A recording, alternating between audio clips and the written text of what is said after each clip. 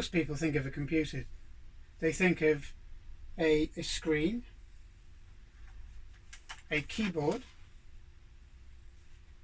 and a pointing device such as a mouse. And that's most people's idea of a modern computer.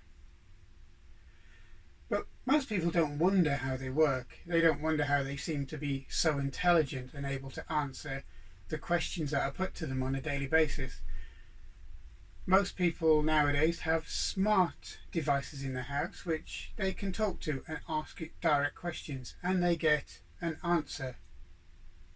But have you ever wondered how they work? What makes them tick? Because most computers haven't changed in concept since the early machines from Charles Babbage and his difference engine, and also Alan Turing, who helped crack the Enigma code with a mechanical computer. And the mechanics of computing hasn't really changed. In essence, there's still a box of lights, a box of switches. They're either on or off.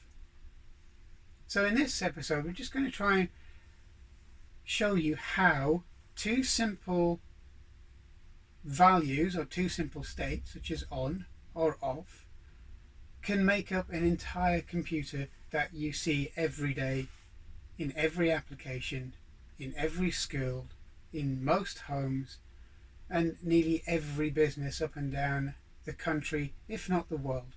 Now, when most people think of computers, they think of these things. Chips. Okay, these are ICs, integrated circuits, processors, whatever you want to call them. They are basically tiny bits of silicon in there which have lots and lots of gates, of on-off switches inside the chip itself. Now, if I can bring this close to the camera, you can see through the little window in this, because I've taken the cover off, of what is inside this small package. And if you look very carefully, you can see the little square in the window there. That is actually the silicon chip. It's not the entire package that you see in between my fingers.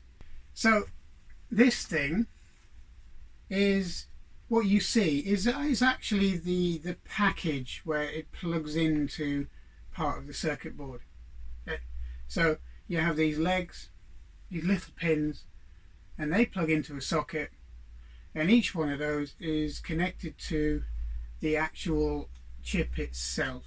Okay, so each one of these is either an input or an output or a power pin. So it allows you to connect this directly to the integrated circuit or the silicon inside of this package. Now, it's quite a complicated piece of machinery. They can have tens of thousands, if not hundreds of thousands of gates in them on a tiny piece of wafer less than half a centimetre across. And that's what controls your computer. That's what does the work in your computer. You have various different ICs and chips in a computer, and they all do different jobs. It's not just one big chip, although there are single board computers, but they still rely on other ICs to make them work. ICs are integrated circuits. So if we take a look at these, all of these chips out of this little polystyrene block here who've come out of a computer, and each one of them does a different thing. Now, on an average computer, you have the processor. You also may have a sound chip, a dedicated sound chip. You also may have a dedicated video processor. You will almost certainly have some form of I/O or input-output processor, and they're all linked together on a circuit board, and they're all connected by traces or tracks, and that's what makes the machine function. Now, the hardware itself, the physical bits of the machine, you don't see move, they don't move, there's no moving parts, and it's as if it's a kind of inert, inanimate object. but underneath the skin they are doing thousands and millions of pulses every second of every day of every time that machine is switched on. So how does it all work? How does it all tie together? Well, it's a lot like this torch. Okay? You have a torch and you have a button on the front, and it's either on or pulsing. Now this is a good example of how this data is being sent. Each flashing light, each time the light flashes, that is a 1. Each time the light's not flashing, that's a 0. Okay, that's how fibre optic works, but it's also how electrically charged particles get into the chips themselves. It's all done on voltages. Let's say this light is flashing, it's got a high voltage, so that'll be a 1. It's not flashing, it's off, that will be a low voltage, a 0. And it does that tens of thousands of times a second to pull the data into your machine. And each time it does that, it sends it as a packet, as a chunk. It's not continuous because it needs a start and an end point. But the basics are, it's either on or off, a 1 or a 0.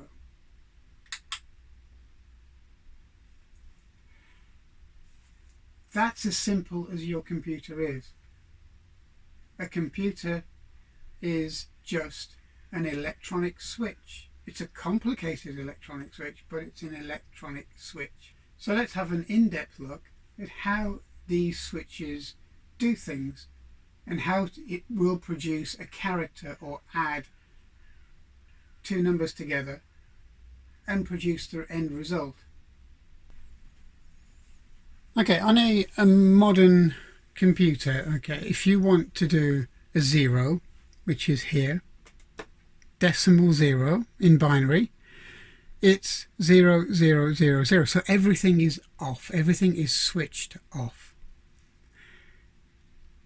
Because the way binary works, okay, the system for working out binary works, it does it in base 2. So you have, instead of 1, 2, 3, 4, 5, 6, 7, 8 and so on, you have, it starts off as 0, which is off. Okay, that's off completely. Then it's got 1, 2, 4, 8, 16, 32, 64, 128, 256, and so on. So to get the decimal number 1 equivalent in binary, well, the 1 is switched on, 2 is off, 4 is off, 8 is off. So you've only got 1. So that's your decimal 1. 1 light switch, 1 gate on. To get your binary equivalent of decimal 2, 1 is off, 2 is on, 4 is off, 8 is off. So you've only got 1 switch on 2, which is now open. So that is working, so you have a decimal of 2. 3 is the same. You have 1 is on, 2 is on, 0, 0 for the next two numbers, which is 4 and 8. So you've only got to add these two numbers together, so you get 3. The next one is 4. 1 is off, 2 is off, 4 is on. So you have the actual switch for 4, binary 4, which is on. So the binary for 4 is 0, 1, 0, 0, which is your 4, and so on and so on. And it gets to 15, let's say. Okay, you got 1 on, 2 on, 4 on, 8 on. Add these up and it makes a decimal of 15. So that's how binary works. It's either on or off. It's very, very simple. And computers, the principle behind it is simple. It's just a series of on or offs, open or close, ones and zeros. It's binary, base 2. That's all they operate on. Now, how does that convert in the real world? For example, if you press 0 on your keyboard, okay? Well, you have basically ASCII code character to binary. So you've got a 0 here. Okay, so the binary for 0 is 0000, and it's in a 2 split format, basically a 2 segment format, and then 1100, and that produces your 0. A 1, you add the extra switch on the end, which is 1, which is quite straightforward when you think about it, because you're just switching on the 1. The 2 is the same, okay, which is 0 1. Okay, so you've got 1 2 if you think about it in the same format we've just done. So if you go across the top, you've got 1 is off, 2 is on, same for 3, then 4, just what we've just done with standard binary, then 5. Okay, and it works all the way down, but then you get to things like J. Okay, now as you notice, the lead changes. Okay, the original byte changes, but then it denotes that you're actually moving into a character rather than a number, but it works exactly the same. Okay, so we get to A is 1, B is 2, C is 3, same as your character reference for your or your reference for your numbers, and it works all the way down. And it works all the way down, let's say, to Z. The binary equivalent of your numbers here, down here, is roughly the same system as your binary equivalent for your letters and characters, but you're just adding effectively a different header on them to tell them it's a letter or a character. If you typed in this into your computer, if you were programming in binary, you would get 0. Same with 1, same with 2, 3, 4, 5, 6, 7, 8, 9, and all the way down the alphabet and your extra characters here. Now, it's quite a clumsy way of doing things, really, if you're going to do it for an everyday thing, if you just want to sit down and write a little bit of program or get a character on a screen. So then they moved into ASCII, your ASCII set, and I'll show you how this works as well. Now this is a similar page, but just to show you how they simplify things, you've got your decimal zeros becomes a hexadecimal 00, okay, and your decimal 1 becomes a hexadecimal 01. What you do is they convert binary to hexadecimal, which works on a simpler system. Okay, you have basically from 0 to 9, and then from A to F. This is your basic hexadecimal conversion, okay? And then it starts off from all the way down to 1B, 1C, 1D, 1E, 1F, and then it goes to 21, 22, 23, so it goes almost to a standard recognized decimal system.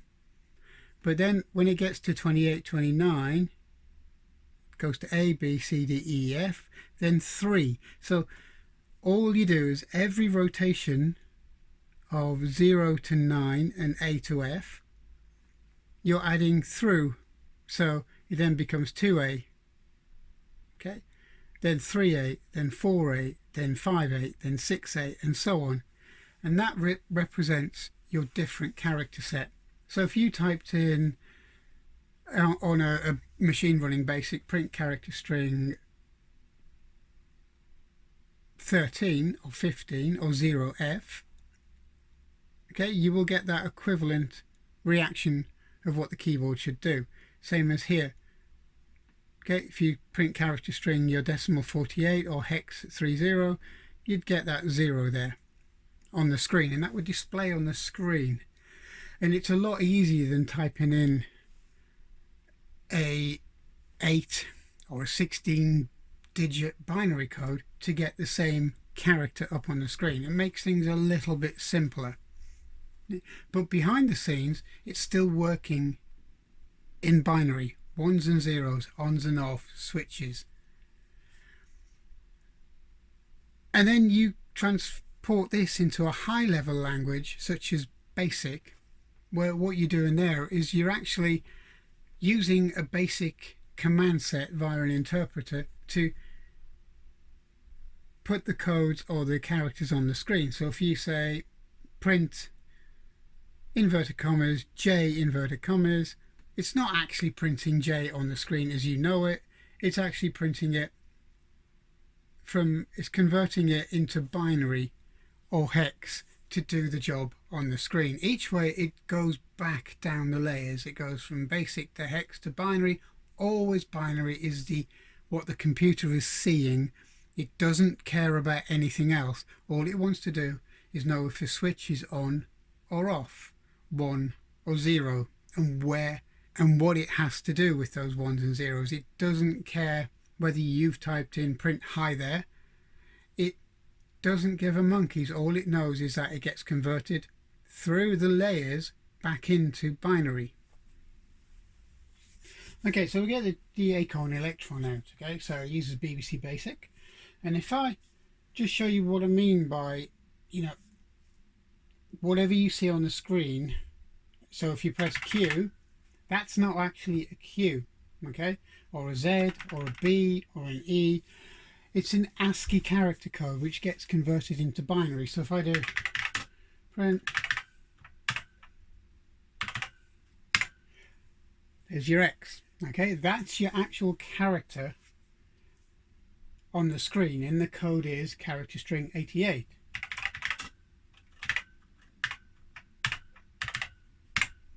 '77's an M, and so on and so on.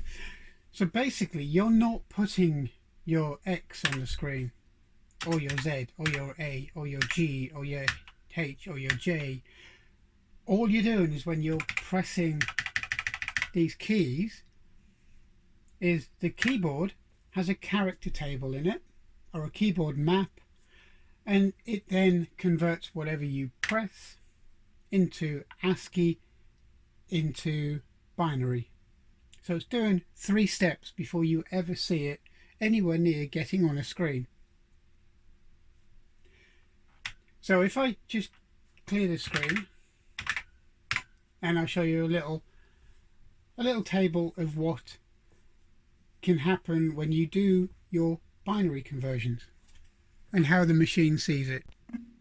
Okay, so if I do I want an exclamation mark, and so if I print, you get your exclamation mark on the screen. Okay, so the characters are predominantly easier to use as hex, A1, B1, C1, 33, and so on. It's easier than going 10111001 and so on, and it's a lot easier to write down and remember. So all the computer sees is this. It works out character string 33 or ASCII code 33 as 01000001. And there's your binary just there. That's all the computer cares about, is that figure or that number of gates or on and off switches. That's it. Doesn't care about you typing in 33 or character string 33 or even the exclamation mark off the keyboard. And it just works out that binary for 33 is, well, 64 is a 0, 32 is a 1. You can't add 16 and 32 together, so it's a 0. You can't add that to 32, that's still a 0. You can't add that to 32 to get 33, that's still a 0, but you can add 1 to 32 to get you 33, which is your binary code for 33, which is your ASCII code of 33, which produces your exclamation mark.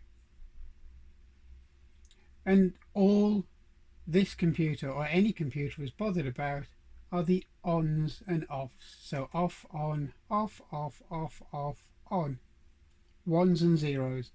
Pull the voltage low and high. That's all it does. Okay, so there's a little program here to demonstrate a AND gate, because you've got to be able to set some boundaries or set some gates on the machine to actually do something. So if we do this, just run this program. Okay, so is switch A on or off? Let's say switch A is on. Let's return. Is switch B on or off? Switch B is off.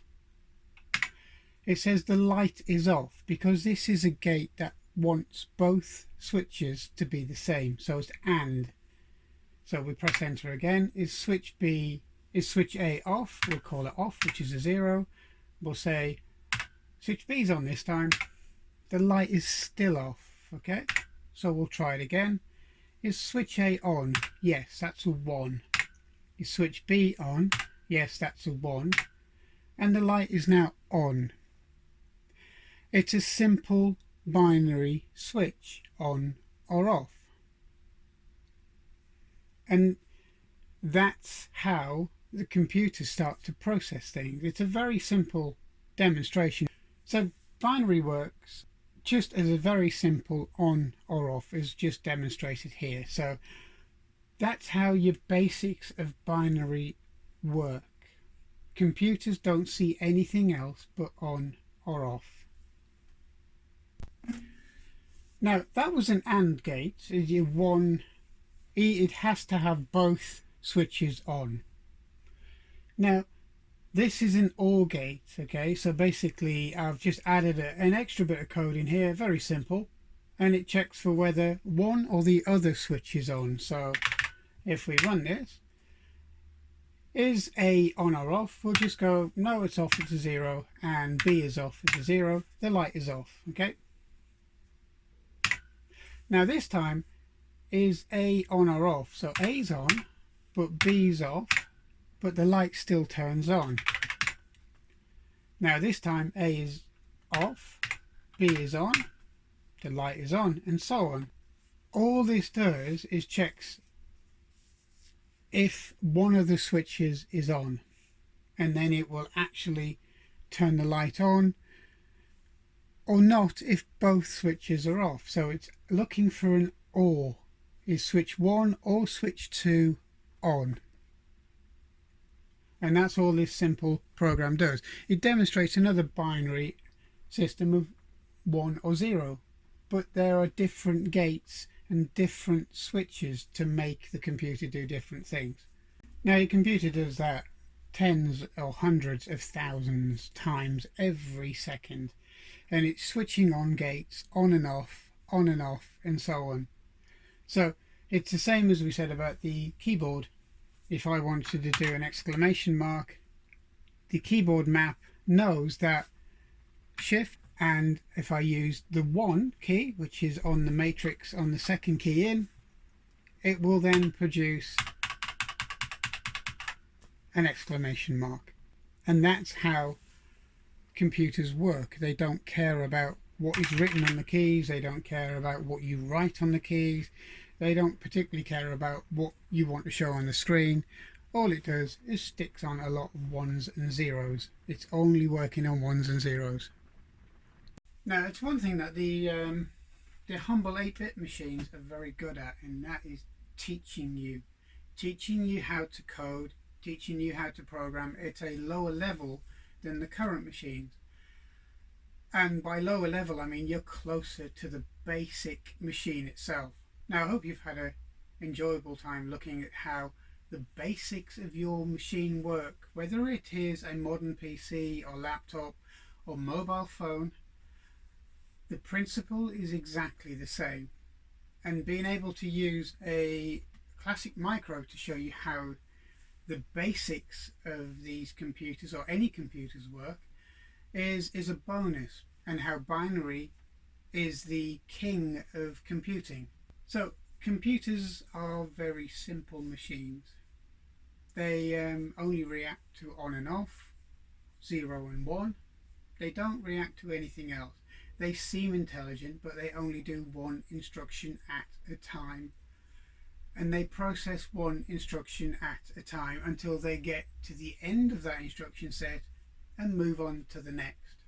The world of computers really is a series of ons and offs, and that's all it ever will be for the foreseeable future. We have 64-bit machines, and we can't really see a need to improve on the 64-bit technology and move to 128 because there's very little advantage of doing that at the current time. But when they do, binary strings are going to get longer and longer. So I hope you've enjoyed this, and I hope you have liked what you've seen, and I hope these little bite-sized computer programs into how computers work are something you would like to keep up with, because I'm going to produce them hopefully once every week, and then to build up a skill set for people who are just starting out in computers.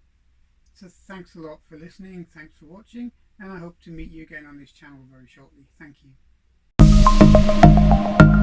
you.